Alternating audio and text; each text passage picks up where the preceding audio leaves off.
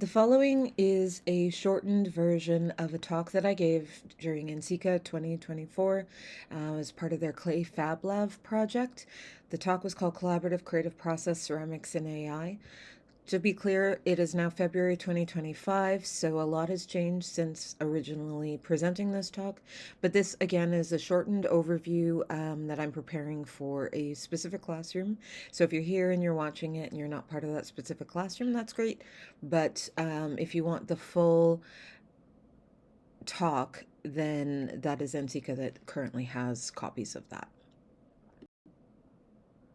This talk will cover how, as an artist, I am using AI and integrating it into my studio practice. I'm a ceramic artist, make a lot of functional work as well as sculptural work, and I've been doing so for decades. And so this is going to cover how I sort of stopped what I was doing, had to integrate new technology just so that I could remain creative, and then how the work is progressing since then.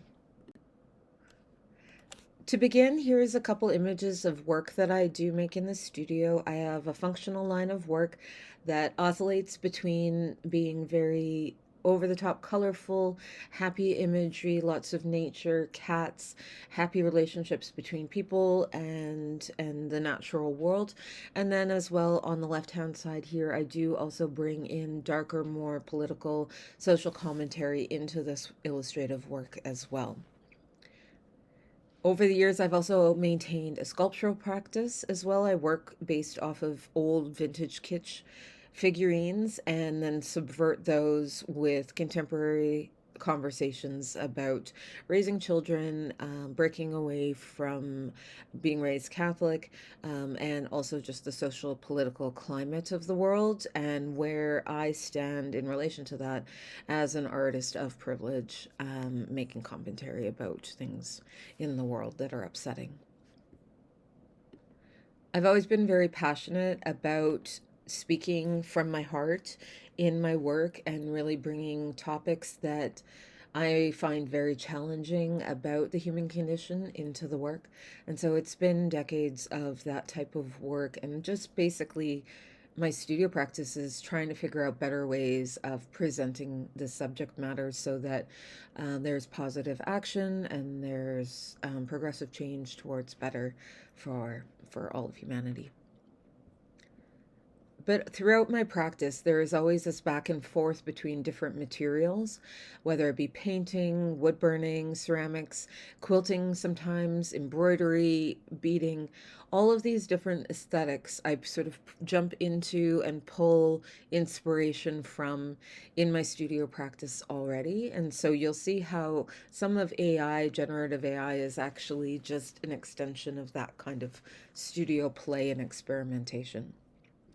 These are a bunch of different pieces that I've made over the years in that vein of exploration, wherein I'm jumping from different clay bodies, using different techniques to get the illustration and imagery on, basically just trying different things to see what aesthetics work with the subject matter that I'm trying to portray. My practice has always had a very illustrative element to it. I draw and I paint excessively and sort of sometimes wish I could just avoid the real world and just disappear into drawing. And more recently, a lot of the vessels have taken on a very over the top, absolutely filled maximalist sort of approach to bringing that illustration onto the pots. And as well, the subject matter has gotten a little bit more vulnerable and sometimes more personal, but definitely not holding back as much as I did in the past so that I can really engage with the subject matter that I want to. And then sadly, all of this process, working towards, future projects, all of this research and whatnot was stopped because I was diagnosed with cancer. And so you pivot when things like that happen. When I started using I jumped in with the platform Midjourney and decided to stick with that one because I wanted to really push the boundaries of what that platform could do rather than jumping around from one AI platform to another and seeing what differences they would have between each other. I was really curious to learn the language of one of them. And when I first started, this is an example of some of the images that would have been there far more than 65 weeks ago now. They were very small resolution. It was a lot of prompts would not get you where you wanted to be, even if you were really dictating, like no hands, no person, all that editing that we're able to do very pointedly now with AI at the time we couldn't do at all. But for me, while I was sick, it became this source of inspiration. I just wanted to do something creative, and yet I was stuck, limited physically. So mentally thought I would start playing around. So what it did for me though was takes me beyond the sketches that I was doing by hand to really playing around with ideas. And when we're just doing drawings and not be able to go back into the ceramic studio, you feel like you're not getting much resolved. You're not getting to see something in 3 dimensions. And so the AI allowed me to see things that were resolved so that I could take a path with an idea from starting point through all of this process and then get to something that was somewhat where I wanted it to be, so that it was almost like I was getting ready for when I would be back in the physical studio again. I basically was sketching and developing design, knowing that how it would be resolved in the physical world with clay would then again be a different reinterpretation from what it was that I was getting through the AI. This image we're looking at, I'm sort of jumping a bit forward in time, but this is an example wherein I took one of my hand drawings that I was doing, sketching literally with a pen and a piece of paper, and then taking that into Midjourney AI, rendering these other two images that are up on the top right hand, and a variety of other pieces similar. And then, as part of a project that I was doing, I've engaged a bunch of artists who are each taking inspiration from different galleries of images I created in AI and are then taking that into the studio to make physical objects. So, very much like what I'm going to be doing, the more I can get back into the physical studio. But I actually have this collaboration with over 30 artists where they're also playing around with the ideas and the images that I've rendered and making their own interpretations of them and then giving that information back to me again. So it's this real information, idea, aesthetic sort of sharing, and it's really, really cool. I think one thing that's important to realize about being an artist over decades means that you're constantly going back and reinterpreting your own work, as well as all of the influences that you've always taken in when you're working on those ideas creatively. So we become these sort of massive amounts of influence and ideas that we percolate inside over time and through process and through exploration and then put back out into the world. But as artists, it's not so simple as, is something copied or is something an evolution from? Because when we get to a point where we can look over a larger span of our lives and our careers as artists, we can see that like there's so much influence, there's so much, and it's okay that there are these ideas that cross over from one person to another. And I'll come back to that in a minute. But here's an example of this form that I've been working on since about 2004, and how it's come and it's how it's progressing, and it's finally getting somewhere, but it's taken a long time. And so taking it into Mid Journey and taking how these cups stacked and playing around and getting different, even within these forms, getting some different textures or little bits of color addition, and playing around to see how balance plays into things, and if there is an ability within something that's very geometric and precise, but then to also add in this unpredictability or this unstableness. And so, I mean, this is the level of overthink that I do with this kind of work. And so, AI really helps me to dig deep into those designs and really think about what works, what doesn't work, even in those really, really slight changes. And this is an example of how that body of work now, in the last while has gotten even further in terms of the layering of color. So originally these vase forms, or this bowl form with the animated bottoms that are cut out on the vases, that would have all been white. These entire pieces were white when I first started, and it's taken me this long to really figure out how to integrate the design, that surface design, onto the piece. And so none of this is ever going to be a big jump from, oh my gosh, I just saw something on AI to literally having it on a piece of pottery. It's about these slight changes and difference, how we start to look at things a little bit differently. And so for me, this last couple of years of playing around with AI has really allowed me to see the importance of color and the integration of light and dark, and how color sort of can punch your eye back and forth within a form, or raise things up, like the pink on the bowl there just sort of is this nice middle ground that sort of raises up the illustration. All of those things are things that AI has helped me refine in terms of understanding the aesthetics that I am working towards. But a lot of these projects that I've done through AI are just incredibly fun adventures into, the randomness of patterns and influences of colors from different parts of time and history.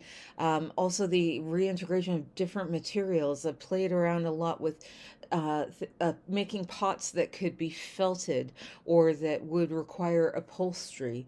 And what does that look like when we change up the materials, but we're still playing around with similar forms? AI has allowed me to play creatively in my mind with that. These pieces came from an entire series that just investigated a form that I had drawn and imagery from paintings that I had done, but then took it in completely different directions and really showed me how to definitely cut apart imagery windows and integrate 2D into a three-dimensional design in interesting ways.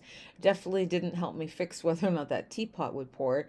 That's a project that one of my other colleagues is working on, is actually to make this teapot and have it pour really nicely. So all of that is part of these explorations.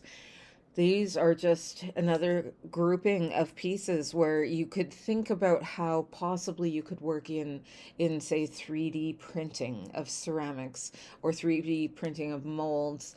All of that CAD design stuff is so beyond me, but there's all these people who are interested in taking design work and possibly finding ways of making objects that we couldn't actually make in clay, that will go through the firing process without falling apart in some ways, but maybe we can create them in these other ways with different technology as it evolves.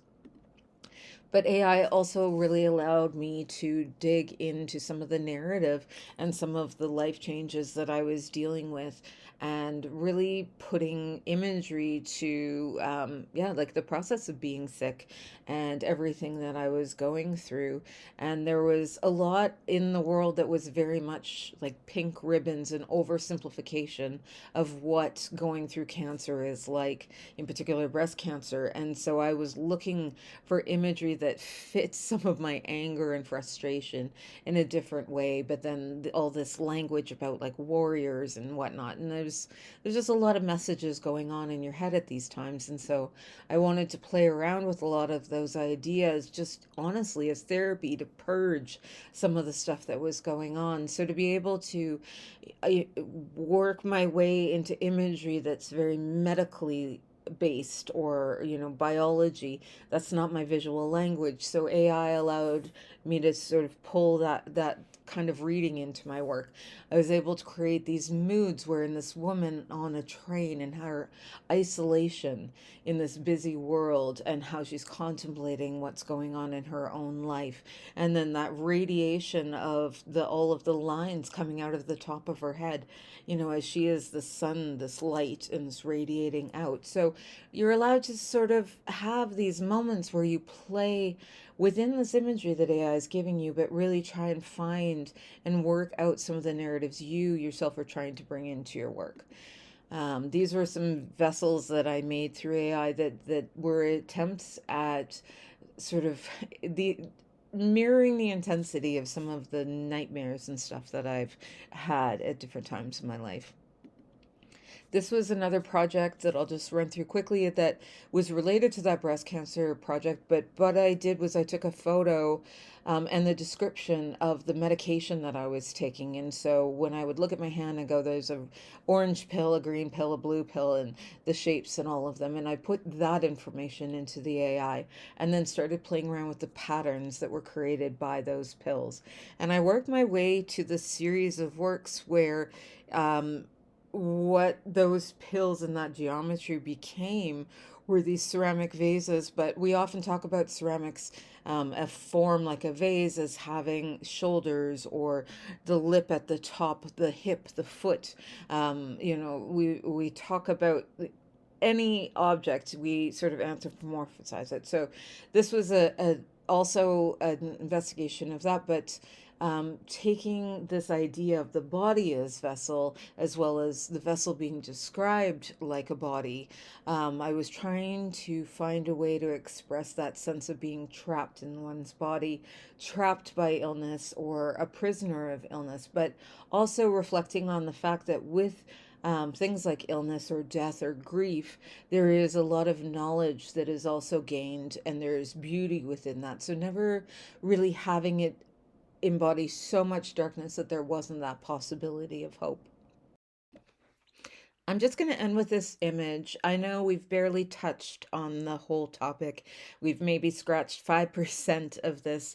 There's so much, but I'm just really excited that these conversations are happening and that we can start to share back and forth how we're feeling about it, what ways we're engaging with it, and what are more positive, ethical ways of going forward, because it's sadly not something that we can shut down at this point. And so, going forward, how are we going to address it? It's a question that we all have to play a part in. And so this is image that I'm leaving you with is sort of an example to me of a piece wherein this is a representation of a commemorative plate. And so there's commemorative plates at any thrift store. You'll find wedding anniversaries, who knows what, Smitty's from 1980s, all of these collections and these collector plates that people have sort of used and then put back out into the visual archive of objects in the world. So thinking about commemorative plates and what we do commemorate, and thinking about how we talk about nature and our environment, and how we glorify it, and how it is such an integral part of our lives, and yet we do so little to protect it. This to me was a piece where I could reference that idea of the commemorative plate. And this is a commemorative plate for the last tree. And the idea of it being in a landscape and existing in a landscape where we saw that reality of the last tree was something that I really wanted to bring together. And so the mood that this image evokes, I think, works really, really beautifully for that metaphor of the commemoration. And so I don't know that making this physically as an object is going to make the piece any better, but I'm going to try, and we'll see if something like this made in the physical world and then put and installed somewhere out in the world and photographed, if it's going to be possible to sort of get that same feeling, and at what expense of time and material, and even, yeah, like resources, what have you, to get this project done in the real world, as compared to having this image already existing as this little tight, concise metaphor. It's interesting questions, and gonna keep asking those questions, and I'll try and keep posting the answers or what I find as I go here on this site. Thanks so much. Bye.